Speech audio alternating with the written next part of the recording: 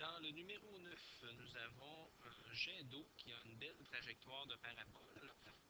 On nous demande de trouver quelle est la hauteur maximale atteinte par le jet d'eau. Il est certain qu'ici, on a déjà l'image du jet d'eau qui est illustrée dans le bas de la page 160 du volume. Si on n'avait pas l'image du jet d'eau, qu'est-ce qu'on pourrait faire? Un truc, ce serait tout simplement d'écrire l'équation sur notre calculatrice à affichage graphique afin de se tracer une esquisse de ce que pourrait donner, par exemple, l'allure de ce graphique. Donc, si je reviens et que j'écris mon équation qui est moins 0.1, moins 0.1 x carré plus 2x plus 14, et que je trace le graphique, j'obtenais quelque chose qui ressemble à ça. Donc, on se rend bien compte qu'ici, je ne vois pas mon graphique au complet. Je dois donc ajuster ma fenêtre. Je vais ajuster ma fenêtre. Ici, mon x minimum est à moins 10. Ça semble correct. Mon x maximum, je pourrais peut-être le mettre à 50. On va faire un essai. Au pire, on s'ajustera. Le y minimum, moins 10, semble correct. Le y maximum, peut-être un 60. Essayons de voir si ça se la donne. On voit très bien ce que ça doit donner. Donc, à partir de ce graphique, on voit que ça donne exactement la même chose que ce que nous obtenons, que ce que nous avons comme photo dans le bas de la page 160.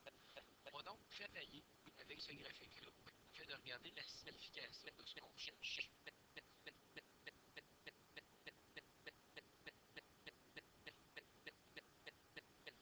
Pour ce qui est de mon graphique, ici, je vais essayer de baisser comme ça.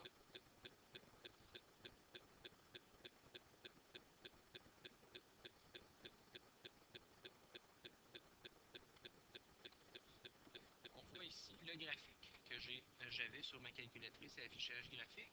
Donc, j'ai mon axe vertical ici, mon axe horizontal qui est là. Ce qui est en bleu représente bien sûr le jet d'eau.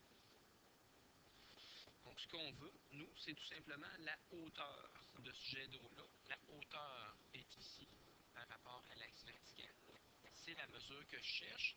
On se rend bien compte que c'est en lien avec le sommet. Cette valeur ici représente le sommet. Le sommet, toujours HK. Je veux la valeur verticale du sommet, c'est-à-dire cette valeur-ci, qui est le K en même temps qui est une coordonnée Y. Par rapport à une équation générale, comme on a ici, ce qu'on va devoir faire, c'est de trouver cette valeur de K à l'aide de ma valeur de H ou directement à l'aide du K. Donc, il y a plusieurs façons de faire. Donc, si je reviens à ma formule, je peux toujours trouver la valeur du H à l'aide de ma formule, moins B sur 2A, ce qui va me donner moins 2 sur 2 fois moins 0,1. Et je vais obtenir dans ce cas-ci comme valeur de H pour ce numéro.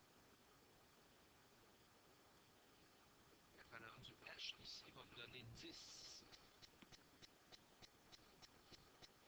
Mon H vaut 10, ce qui fait que je peux remplacer ici et ici par 10 afin de trouver mon f de x qui est en même temps mon K.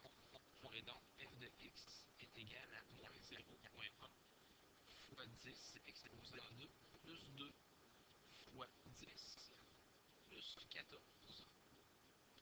Ainsi, j'obtiendrai mon f de x qui va me donner 24.